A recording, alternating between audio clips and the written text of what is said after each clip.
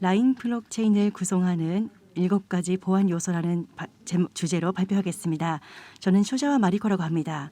라인 블록체인 팀에서 소프트웨어 개발자를 하고 있습니다. 반갑습니다. 오늘의 아젠더입니다. 먼저 라인 블록체인이란에서 라인 블록체인의 구성에 대해서 설명하겠습니다.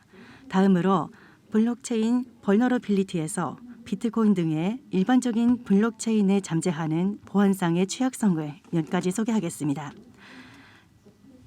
그리고 7가지 보안 요소에서는 라인 블록체인이 강구한 보안상의 대책에 대해 순서대로 상세하게 설명하겠습니다.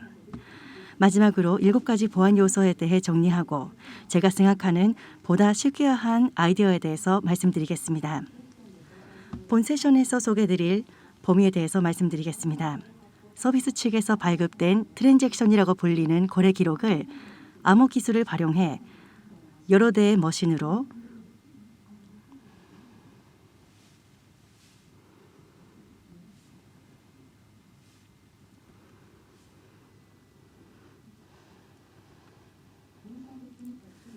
분산적으로 처리 및 기록하고 있는 영역을 라인 블록체인 메인넷이라고 부릅니다. 이 그림처럼 라인 블록체인 컨센서스와 P2P 네트워크로 구성되고 있습니다. P2P 네트워크는 하나의 스테이트 머신에서 발생한 트랜잭션을 네트워크 내의 다른 모든 스테이트 머신으로 전달합니다. 이것을 고집한다고 합니다. 이 컨센서스는 모든 스테이트 머신에서 발생한 트랜잭션을 네트워크 내 다른 모든 스테이트 머신으로 전달합니다.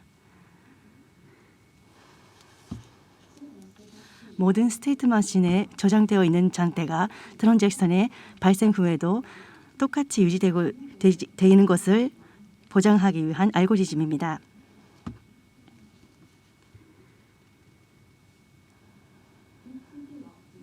P2P는 이 그림처럼 노드끼리 대등한 위치에서 접속되며 클라이언트 서버에 구별이 없습니다. P2P를 통해 노드는 통신합니다. 또한 컨센서스를 통해 입력된 데이터에 대해 출력이 정상적임을 다수결로 합의하고 상태를 업데이트합니다. 즉, 여러 대의 머신은 동일한 데이터셋에 대해 입력 순서를 불문하고 동일한 출력을 생성합니다. 이렇게 블록체인 네트워크에서는 모든 컴퓨터 간에서 데이터베이스가 복제되고 데이터베이스는 컴퓨터 간에서 동일한 상태를 유지합니다. 일반적인 블록체인이 잠재적으로 가지고 있는 취약성과 그 공격에 대해서 소개하겠습니다. 컨센서스, 크립트그래피, P2P 네트워크의 각각의 영역에 특징적인 공격이 있습니다. 롱레인지 공격, CPC 마이닝은 블록의 컨센서스의 취약성을 악용한 공격입니다. 불법으로 보다 긴 체인을 만들어 포크한 그 체인을 정직한 체인으로 착각시키는 것입니다. 그리고 사이드 채널 공격은 물리적인 성질을 외부에서 관찰하거나 측정하는 수법으로 내부 정보를 취득하는 공격입니다. ECDSA는 타원 곡선의 성질을 악용한 공격입니다. 마운트 곡스는 과거에 이로 인해 많은 비트코인이 도난당했습니다. 이클립스 공격은 노드를 악의적인 노드로 방해하는 공격입니다.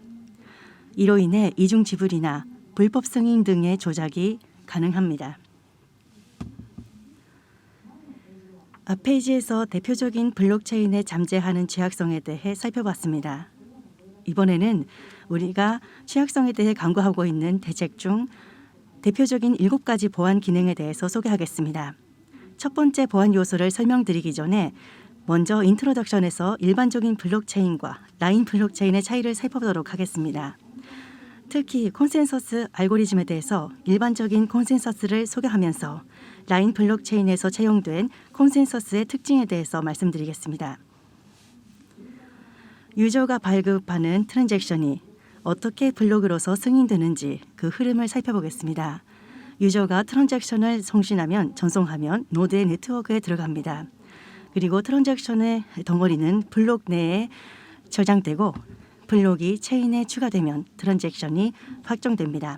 즉, 한 거래나 송금이 발생했을 때 블록이 저장되고 그 데이터는 블록 단위로 승인됨으로써 비로소 체인에 연결되고 거래가 성립됩니다. 다음으로 블록의 제한에서부터 승인 방법에 대해서 살펴보겠습니다. 블록을 제한하고 체인의 블록을 추가하는 콘센서스 알고리즘에는 다양한 방법이 있습니다. 일반적인 프루프 오브 워크와 프루프 오브 스테이트에 대해서 소개하고 라인 블록체인 메인넷과의 차이에 대해서 살펴보겠습니다. 먼저 프루프 오브 워크라는 콘센서스를 살펴보겠습니다. 블록은 A에서 E까지 모두가 제한하고 전력을 사용한 승인이 보다 빠른 블록이 가결되는 시스템입니다. 다만 이 콘센서스는 모두가 제한을 하고 있기 때문에 같은 확률로 여러 블록이 가결되는 가능성이 있습니다. 이 상태를 체인이 포크한다고 합니다. 거래가 성사되기 위해서는 체인이 짧은 동안에는 거래가 롤백 되는 가능성이 있습니다. 이것은 확률적 파이널리티라고 불립니다. 다음으로 프루프 오브 스테이크라는 콘센서스를 봅니다.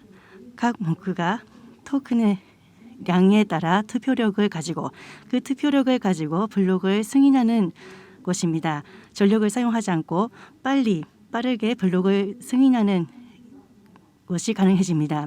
블록이 가결되는 시스템을 이것으로 만들어지고 있습니다. 확률적 파이널리티의 성질을 갖습니다. 그리고 라인 블록체인 메인넷입니다. 블록의 제한을 한 명의 리더가 하는 리더 선출형 블록 제한 방식을 채용하고 있습니다. 제한자를 한 명으로 지정한다면 제한된 블록 또한 하나가 되기 때문에 프루프 오브 워크, 프루프 오브 스테이트와는 다르게 체인이 포크하지 않고 즉시 작업이 가능해집니다. 그럼 리더는 어떻게 선출해야 될까요? 라운드 로빈 방식이라고 해서 집단에서 교대로 리더를 선택하는 방식이 있습니다만 다음 리더가 누구인지 알아버리면 표적이 될 리스크가 있습니다.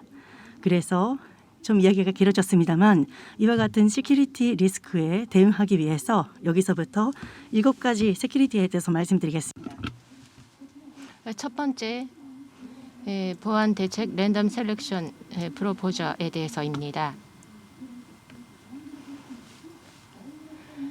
라인 블록체인 메인넷에서는 시큐리티 1에서는 제한자를 선택할 때 실시하고 있는 연구에 대해 소개를 드리겠습니다.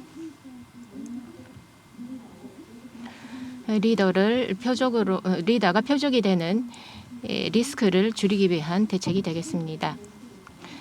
체인의 포크를 방지하기 위해 블록의 제한자는 한 사람만이 블록 전송한 트랜잭션은 새로 제한된 블록에 넣어지고 승인됨으로써 거래가 확정됩니다. 블록 제한자가 표적이 되거나 제한자가 위장하는 것을 방지하는 방법이 되겠습니다. 제한자인 것을 증명 검증할 수 있는 구조가 되고 있습니다. 체인의 참가자는 스테이크량을 표시를 해야 합니다. 0부터 1의 값으로 정규화합니다. 검증 가능한 의사 난수 함수 VRF를 사용하여 난수를 작성하고 난수를 정규화했을 때 해당 범위에 있는 참가자를 제한자로 선출합니다. 이 VRF는 제한자에게 필요한 난수와 제한자임을 증명하는 프루프를 생성합니다. 이를 통해 블록 제한자는 랜덤으로 선정되고 선정된 제한자임을 증명할 수 있습니다.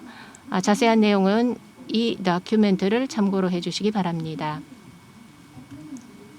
두 번째 보안 대책입니다. 체인을 포크시키지 않기 위해 리더를 선출한다는 이야기를 했습니다. 레프트와 같은 리더 선출형 컨센서스에 대해서 말씀을 드리겠습니다.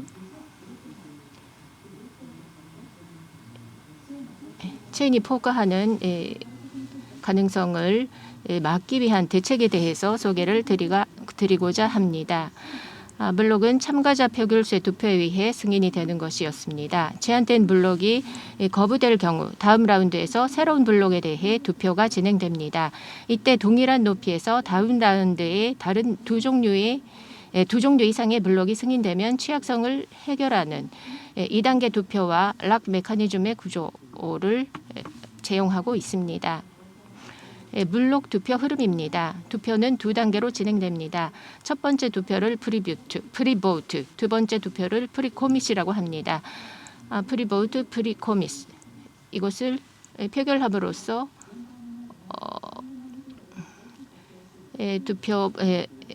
투표가 진행이 되겠습니다. 왜 두 단계로 투표를 하는 것이 필요한지에 대해서 말씀을 드리겠습니다.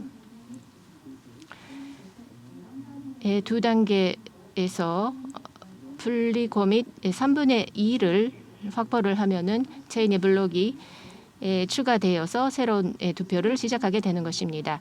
첫 단계부터 2단계까지 일정 시간 내에 프리코밋이 3분의 2 이상 모아지지 않으면 다음 라운드에 갈 수가 없습니다. 그래서 다음 라운드에서 3분의 2로 충분한 이유에 대해서는 섹션 마지막 부분에서 말씀을 드리겠습니다. 첫 단계에서 투표자는 처음 투표한 블록에 참여, 두 번째 투표에서는 다른 블록에는 투표할 수 없습니다. 반드시 한 종류의 블록에만 찬성할 수 있는 구조로 되어 있습니다. 왜 두 단계로 투표할 것이 필요할까요? 두 번째 여기에서 설명을 드리겠습니다. 1단계에서 투표할 경우 일어나는 문제들을 살펴보겠습니다. ABCD를 투표자로 하여 블록에 투표하는 상황을 생각해 보겠습니다. 지금 블록 X가 있습니다만 닐은 부인을 의미합니다. A가 부인, BCD가 승인 투표를 했다고 가정해 봅시다. ABCD가 블록 X에 투표를 하면은 A부터 D의 노드는 서로 투표 내용을 메시지로서 가십합니다. 여기에서 D의 네트워크의 체인으로 송신이 늦어졌을 때 D는 블록 X를 승인했으나 ABC에는 송신 기죄가 있어서 연락이 닿지 않습니다. 그러면은 ABC는 D 외에 투표만을 확인하고 D만이 블록 X에 대한 A부터 D 모두의 투표를 확인할 수가 있습니다. ABC는 투표를 알고 있는 상태로 전이합니다. 그러면 D만 표결에 참여하기 때문에 D만이 블록을 커밋하게 됩니다. 이렇게 나뉘어지는 상황이 되는데요. 투표 단계가 나눠지는 상황이 됩니다. 이렇게 되면은 D만이 블록을 커밋하게 됩니다. 블록 X, AB는 블록 X를 승인할 수 없었기 때문에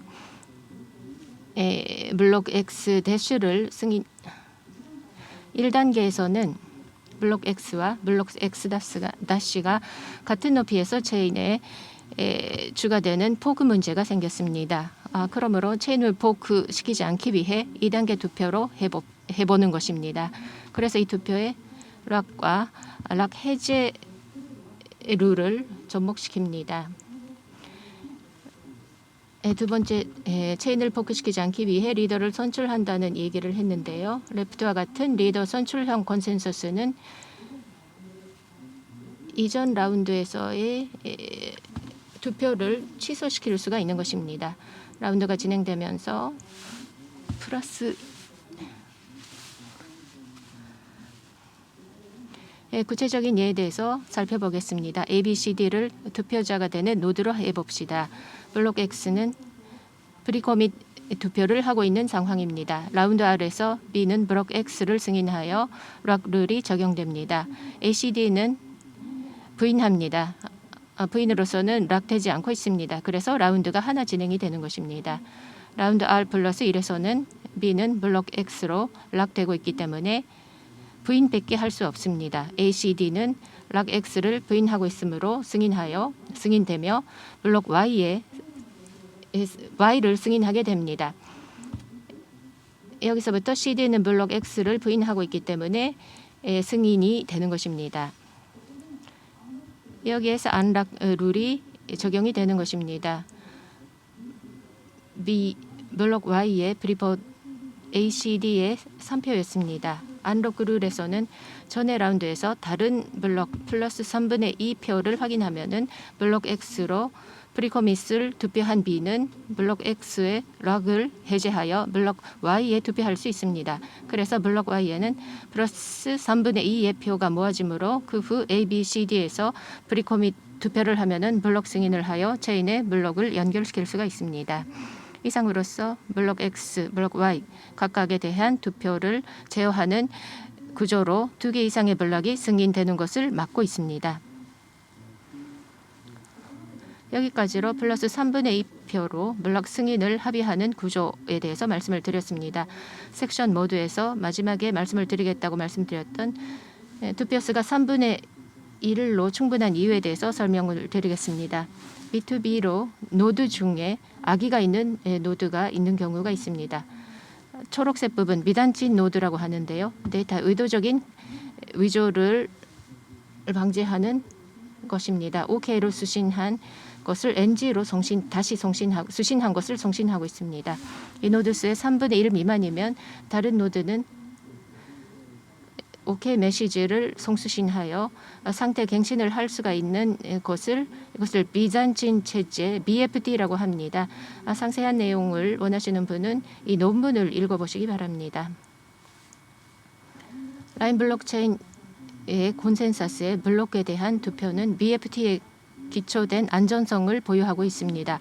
악인 노드가 3분의 1 미만이면 가십으로 인하여 정상한 메시지를 위조할 수가 없습니다. 플러스 3분의 2의 투표로 블록의 승인을 할 수 있는 그런 안전성이 보장되는 것입니다.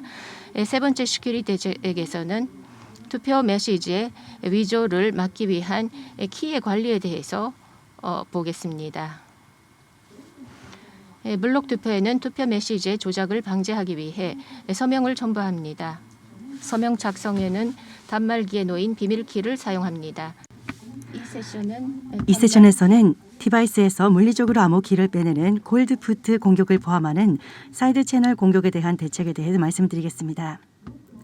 블록의 투표에 첨부하는 서명용 키는 항상 온라인 상태를 유지해야 합니다. 이는 블록의 승인을 수시로 진행해야 하기 때문입니다. 여기서 단말기에 제이슨 파일로 저장을 하고 메모리상에서 출력하고 사용하게 된다면 시큐리티상, 보안상의 취약성을 갖게 되는 문제가 있습니다. 이에 해결책으로서 인텔 SGX를 활용해서 안전한 메모리 공간에서 키를 관리함으로써 투표의 위조를 방지하고 보안 리스크에 대처하고 있습니다. 예를 들어서 이 그림처럼 키 정보를 빼놓으려고 하는 그 상황을 보겠습니다. 블록에 대한 투표는 수시로 진행되기 때문에 이 그림처럼 키는 파일에서 메모리로 출력된 것을 보지만 메모리에 출력된 암호키를 읽는 콜드푸트 공격이 있기 때문에 이대로라면 안전하지 않습니다. 서명이 위조되고 부결된 블록을 승인할 수도 있습니다. 라인 블록체인에서는 서명을 생성할 때 생성하는 암호키를 인텔 SGX를 사용해서 안전한 메모리 공간에 보관함으로써 불법 서명 생성을 막고 있습니다. 자세한 내용은 Secure Key Management System using Intel 테크놀로지를 아카이브로 시청해 주시기 바랍니다. 여기까지 블록에 대한 이야기를 중심으로 진행해 봤습니다. 네 번째 보안 대책은 거래의 유효성에 대해서 말씀드리겠습니다. 이 트랜잭션의 덩어리는 블록 내에서 승인되면 확정된다고 말씀드렸습니다. 이 트랜잭션의 덩어리가 승인된 유효한 거래임을 어떻게 확인해야 될지에 대해서 말씀드리겠습니다. 블록체인상의 많은 거래를 안전하게 진행하기 위해서는 유효한 거래의 보장이 필요합니다. 다만 트랜잭션 리스를 하나하나 확인하는 것은 비효율적입니다.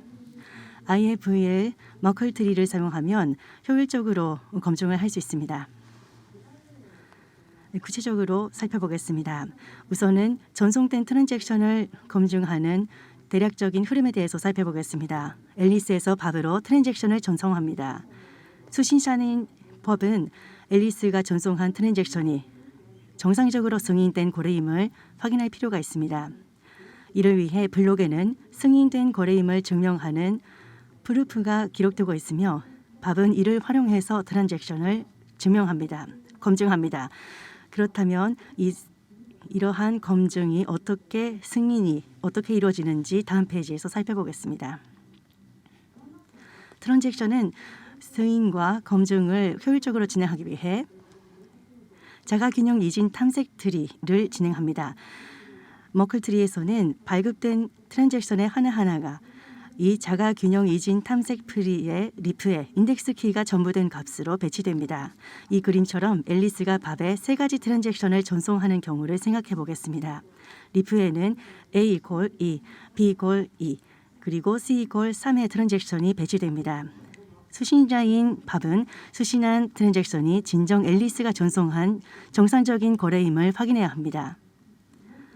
밥은 ABC의 인덱스를 활용해서 ABC 외의 해시 값을 취득하여 리프에서 해시 값의 결합을 반복하며 루트 해시를 재계산합니다. 블록 헤더에 있는 블루프와 재계산한 해시 값을 비교하여 동일한 경우에는 밥은 정상적인 트랜잭션임을 검증할 수 있습니다. 이렇게 라인 블록체인 메인넷에서 채용하고 있는 IAVL 머클트리는 하나하나의 트랜잭션에 대해서 검증하는 비트코인의 머클트리와 비교해 수신한 여러 트랜잭션을 하나의 덩어리로 만들어서 검증할 수 있습니다. 한 번에 동시에 검증할 수 있으며 스트리지 등의 대역을 억제할 수 있고 효율적인 검증이 가능해집니다. 다섯 번째 보안, 여기서는 ECDSA의 가반송이라는 취약성에 대해서 말씀드리겠습니다. 블록체인에서는 서명의 크기를 축소할 수 있는 ECDSA가 주류입니다. 다만 트랜잭션의 서명을 위조할 수 있으면 불법 트랜잭션이 검증을 빠져나가게 됩니다. 과거에 2014년 당시 세계 최대 거래소였던 마운트 곡스가 이 취약성으로 인해 74만 비트코인이나 되는 코인을 도난당했다고 합니다. 한 거래에 서명을 한 것을 가정해 보겠습니다. 다른 사람이 한 다른 서명이 해당 거래에 대해서 유효한 서명을 만들 수 있게 되면 여러 번 송금을 요구하는 공격이 가능해집니다. 그렇기 때문에 서명을 작성할 때 유효한 서명이 단 하나여야 합니다. 그런데 ECDSA에서 사용되는 타원 곡성 SECP256K1은 유효한 서명이 2개 만들어져 버립니다. 해결책으로서 타원 곡선에서 생성되는 서명 가운데 한 측의 서명만을 유효화하는 아이디어를 썼습니다.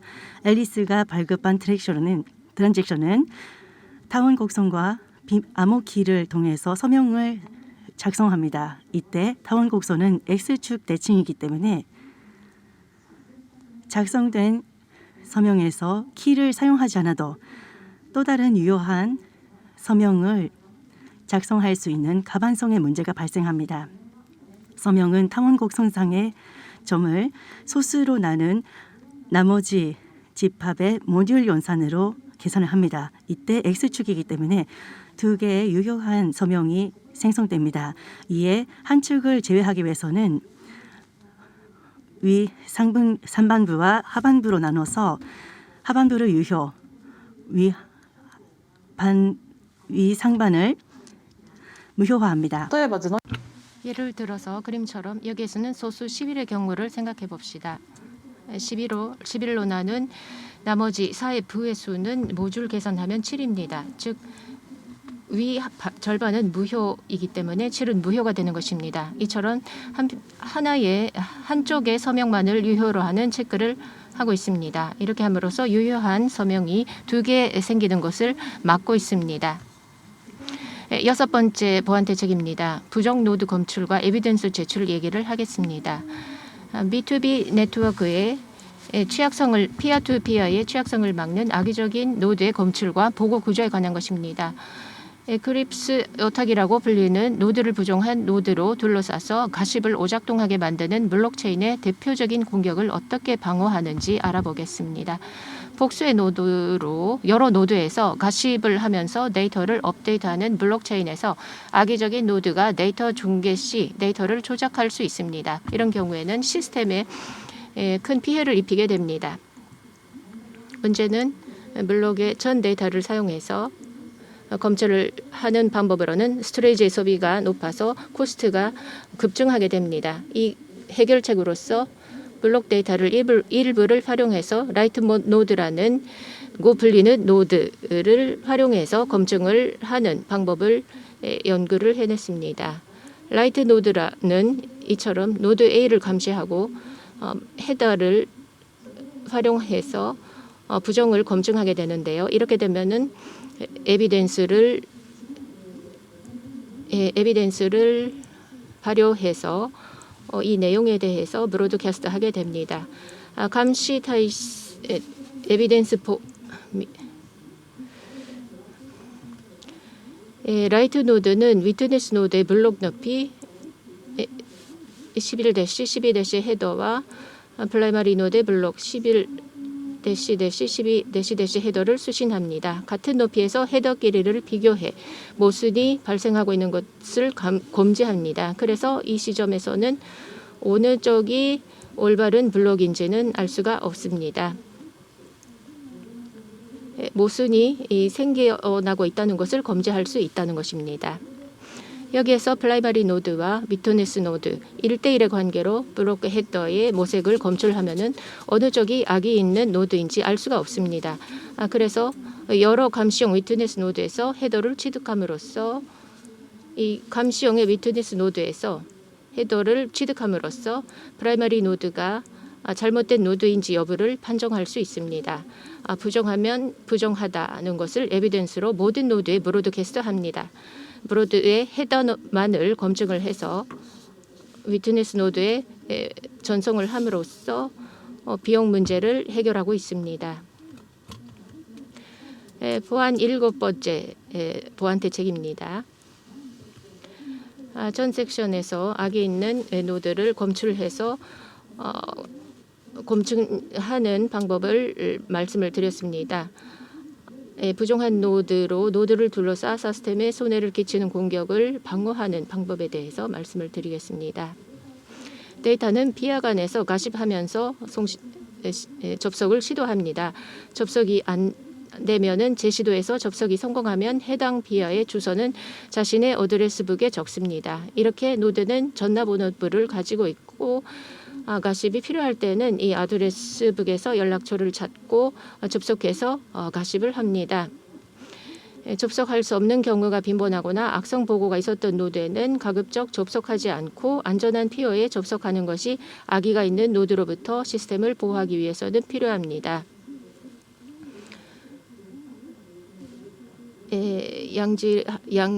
이렇게 함으로써 양질의 피아의 평가를 할 수가 있는 것입니다. 이 어드레스북이라는 것이 전화번호부와 같은 것인데요. A부터 E까지 전달이 연결이 되고 있을 경우에는 이 어드레스북에 이것이 기재되는 것입니다.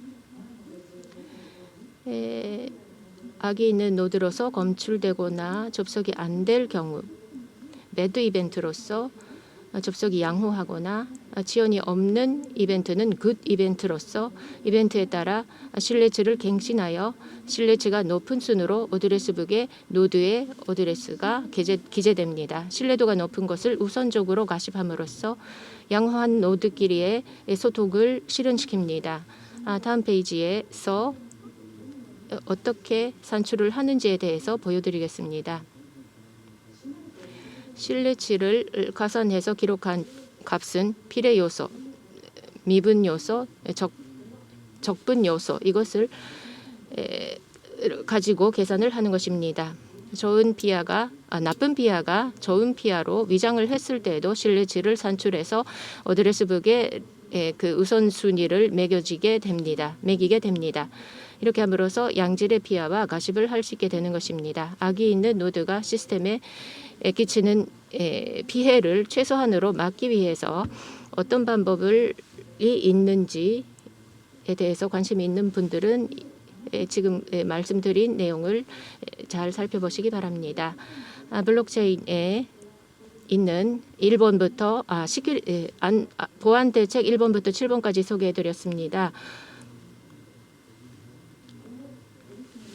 앞으로 거래량이 증가하면은 증명 사이즈가 비대해집니다. 이번에는 IAV 마크를 소개드렸습니다만 포인트 프루스 등 새로운 기술이 있습니다. 또한 인명성, 투명성, 안정성 모두를 충족하는 기술은 매우 도전적인 과제입니다. 인명성, 프라이버시도 매우 중요한 보완책입니다만 과거에는 이것을 중요시한 그 암호화폐로 프라이버시를 중시한 암호화폐인 모네로에서 부정 마이닝이 다발해 투명성, 안정성과의 양립이 과제가 되었습니다. 그러나 저 개인적으로는 20년 전에 고안된 고전적인 쇼어 마이닝 서명도 최근 몇 년 사이에 급속히 진화되는 등 발전이 눈부셔서 앞으로 이러한 과제들은 기술적으로 극복 가능할 과제라고 생각합니다. 라인 블록체인도 많은 분들이 이용하실 수 있는 서비스로 만들 수 있도록 최신 기술을 도입하면서 연구 개발에 매진해 나가겠습니다. 감사합니다. 조자원님 감사합니다. 그럼 이어서 질문자를 모시고 궁금한 포인트를 중심으로 세션 내용을 알아보겠습니다. 시청자 여러분의 질문도 가능한 한 받고 있습니다. 질문 있으신 분들은 화면 오른쪽 하단의 퀘스천 마크를 누르고 질문을 보내실 수 있습니다. 질문자는 라인의 무로가 다이키님이십니다. 무로가님, 간략하게 자기소개 부탁드립니다. 조자원님, 좋은 발표 감사합니다. 저는 라인 블록체인 엔지니어링 팀의 무로가 다이키라고 합니다. 평소에는 소자님께서 처음에 모두에 말씀하셨듯이 콘센서스의 그 P2P 프로토콜의 개발을 하거나 외부에서 블록체인에 대해서 부하를 주고 서비스로서 운용을 했을 때 문제가 없는지 테스트를 진행하고 있습니다. 오늘은 잘 부탁드리겠습니다. 반갑습니다. 감사합니다. 그럼 무로가님, 지금 세션을 들어보시고 궁금한 점이 있으신가요? 네, 몇 가지 질문을 드리고 싶습니다. 먼저 쇼자와님께서 맨 처음에 말씀하신 프루프 오브 스테이크에 대한 이야기인데요. 이 프루프 오브 스테이크는 확률적 파이너리티라는 것으로 컨클루전을 하신 것 같은데 이스타리움 2.0 등 절체적인 파이널리티가 있지요. 네, 최근에는 가젯 기능 등을 첨부해서 프루프 오브 스테이크도 파이널리티를 첨부할 수 있다고 합니다. 그렇기 때문에 최신 동향을 보면 파이널리티를 첨부한다. 이것이 아마 트렌드가 될 것입니다. 네, 말씀하신 대로 유저들의 리뷰가 늘어나면 파이널리티가 유저빌리티에 관여가 되는 부분이기 때문에 상당히 중요해지는 것 같습니다.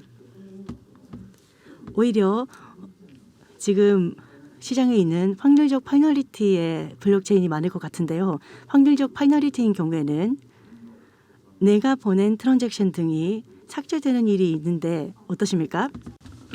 예, 그렇습니다. 비트코인과 그런데요. unconfirmed transaction이라는 형식으로 미승인의 트랜잭션으로서 리스트가 있습니다. 확정되지 않으면 롤백되는 가능성이 있기 때문에 거래가 성립이 되지 않는 그러한 움직임이 되겠습니다.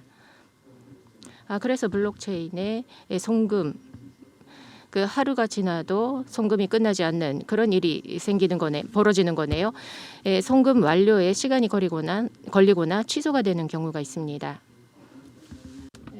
は 점에서 ティがあるので、その 블록 とかに、 파이널리티가 있기 때문에 unconfirmed가 된다는 일은 없다는 거겠죠? 예, 그렇습니다.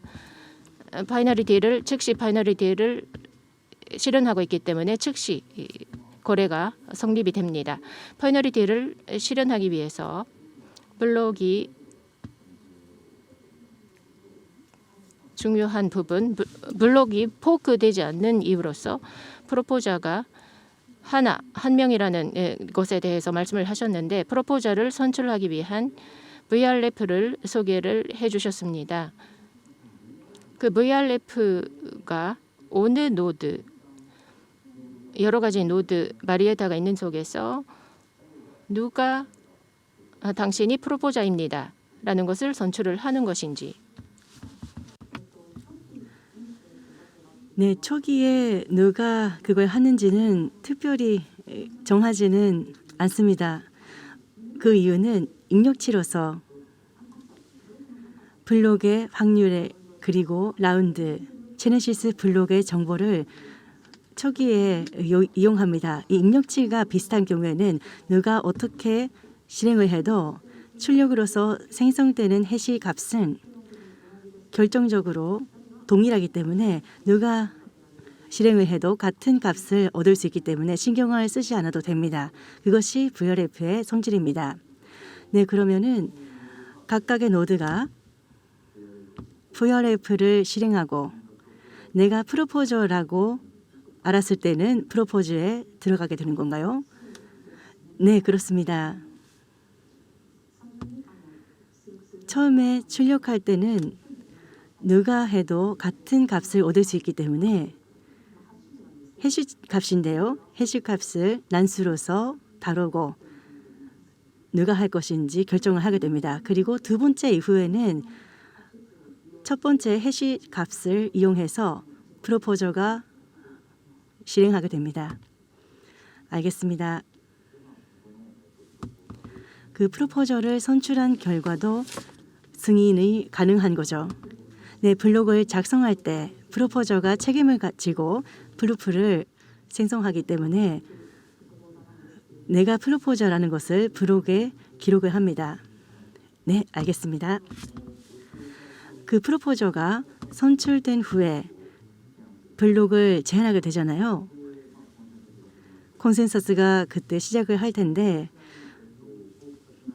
포크 시키지 않은 시책으로서 2단계 투표를 드셨는데요. 예로 들어주셨는데 2단계 투표의 3분의 2 이상의 투표를 얻은 다른 블록에 처음에 투표한 것부터 옮길 수 있다고 하신 것 같은데 그것은 다른 블록이 3분의 2 이상의 투표를 획득할 경우에는 이미 코밋이 된 것 아닌가 생각을 했는데 투표를 변경할 수 있는 그런 장점이 뭔가요?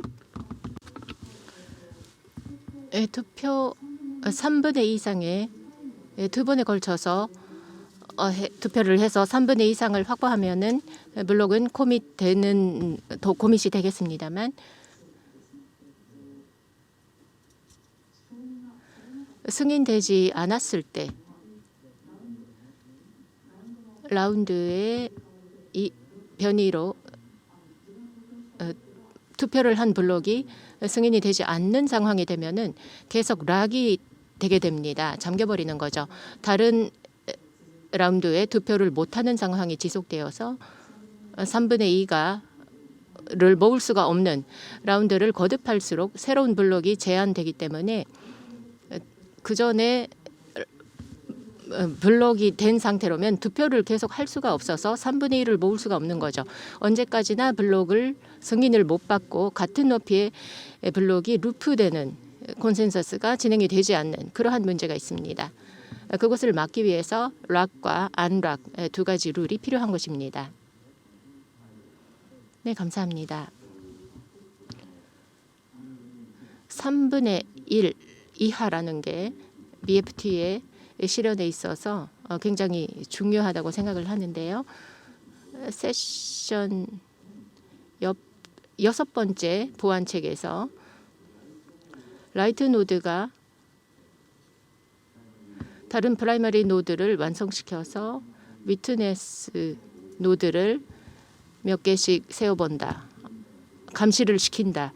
이런 얘기가 있었던 것 같습니다만 위트네스 노드 복수 여러 개의 위트니스 노드를 하셨는데 이것은 비잔틴이 3분의 1 이하라는 가정을 포함해서 이 위트니스 노드의 수라는 것이 생성되는 건가요? 위트니스 노드 けるっていうのは3分の1 3분의 1 가정이 깨졌을 때 용의 백업 기능을 가지고 있습니다. 그러므로 가급적이면 많은 위트니스 노드를 사용해서 프라이머리 노드를 감시한다는 것이 이 검출과 보고의 기능 역할이라고 할 수가 있겠습니다. 그럼 프라이머리 노드가 1이기 때문에 위트니스 노드를 넷이서 감시를 하면 비잔친 3분의 1이 된다는 이야기가 아니라 가능한 한 많이 위트니스 노드로 플라마리 노드를 감시를 하는 건가요? 네, 그렇습니다.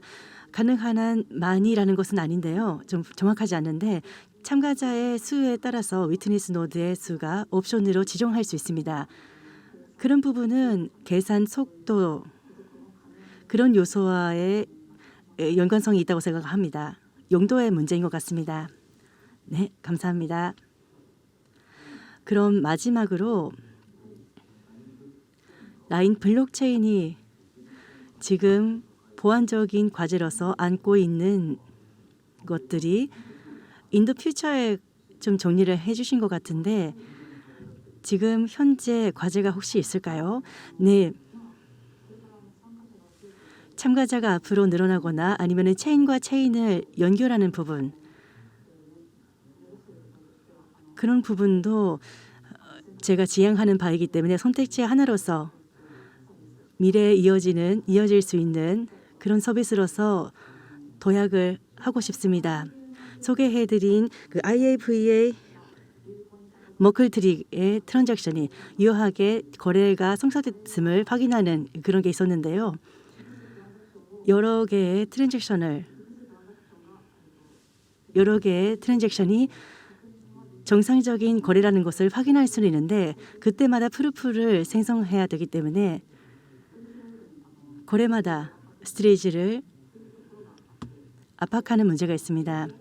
프루프를 하나로 해서 집약할 수 있다면 보다 세큘러비리티에 대응할 수 있는 커뮤니티먼트 시스템이라고 할까요? 그런 부분에 더 도약을 할 수 있다고 생각하기 때문에 그런 부분의 개선도 앞으로 필요해질 것으로 보고 있습니다. 네, 감사합니다. 그러한 퍼포먼스 부분 저도 앞으로 좀 해보고 싶다는 생각을 하고 있습니다. 함께 할 수 있었으면 좋겠습니다. 정말 알기 쉬운 설명을 감사합니다. 제 질문은 이상입니다.